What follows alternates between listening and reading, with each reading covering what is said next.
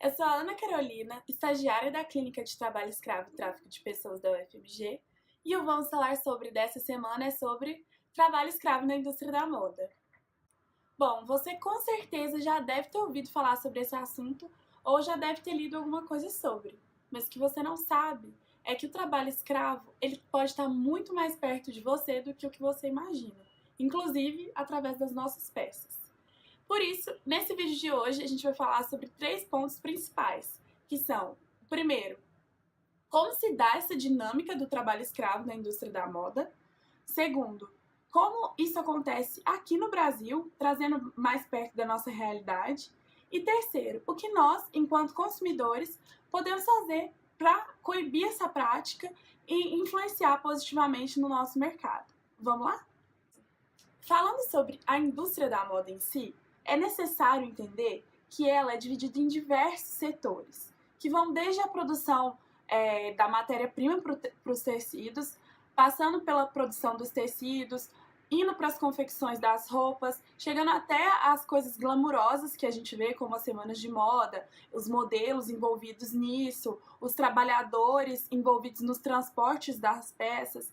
Ou seja, o que a gente precisa entender é que o trabalho escravo, quando se fala na indústria da moda, ele pode acontecer em qualquer um desses setores. Mas hoje, nesse vídeo, nós vamos nos ater a 2 deles, que é o trabalho escravo na indústria têxtil, ou seja, na confecção dos tecidos, na produção desses tecidos, e o segundo, que é na confecção das roupas.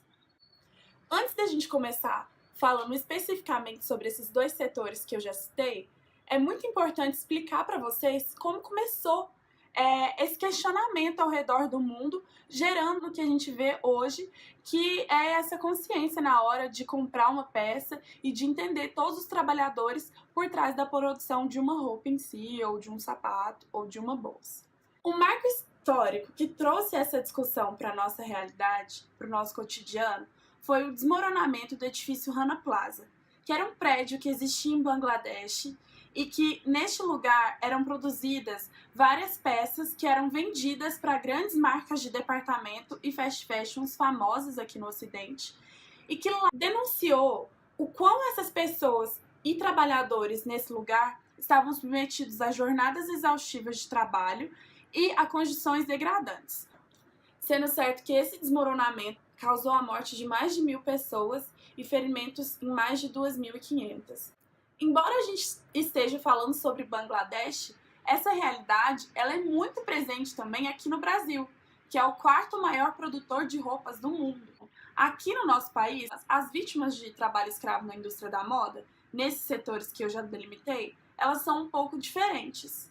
Geralmente, essas vítimas elas são imigrantes, especialmente dos países da América do Sul, que vêm para o Brasil com anseio de emprego, de novas oportunidades, que quando chegam aqui, principalmente na capital paulistana, elas são surpreendidas com uma condição análoga à escravidão. Dessa maneira, o trabalho escravo aqui no nosso país, ele está diretamente ligado com o tráfico de pessoas, que acontece através de coiotes e supostas agências de emprego em países como Colômbia, em que essas pessoas pagam para serem transportadas ilegalmente para o Brasil, com a esperança de um trabalho, uma oportunidade de emprego em confecções de roupa.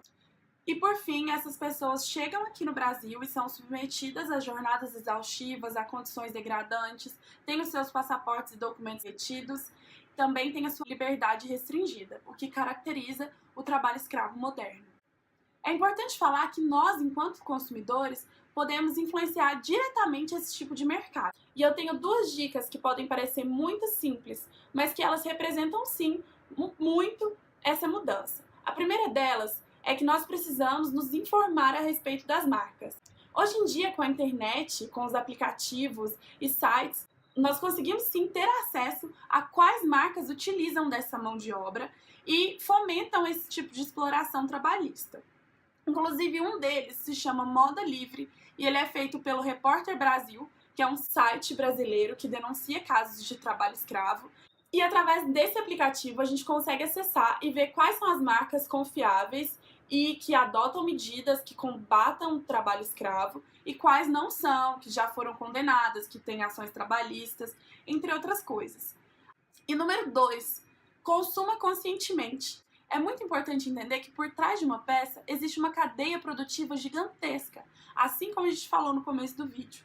E consumir conscientemente, sabendo quem está por trás daquilo, sabendo de onde vem a mão de obra de cada pecinha que você coloca, é muito importante para as nossas mudanças. Pode parecer muito básico, mas ter a noção do que você está comprando, para que você está comprando, em qual ocasião você vai utilizar, e não simplesmente comprar porque você precisa daquilo, porque mudando de pouquinho em pouquinho o nosso hábito enquanto consumidor, especialmente preferindo as marcas que não só não utilizam essa mão de obra, mas que combatem veementemente esse tipo de exploração, é uma maneira de mudar a nossa realidade e de repassar isso para as pessoas também.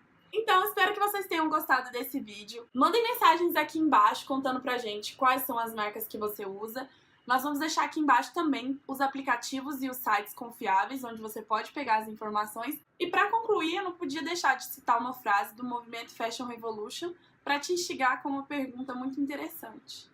Nós amamos roupas, mas não queremos que as nossas roupas destruam o meio ambiente e explorem pessoas. E você?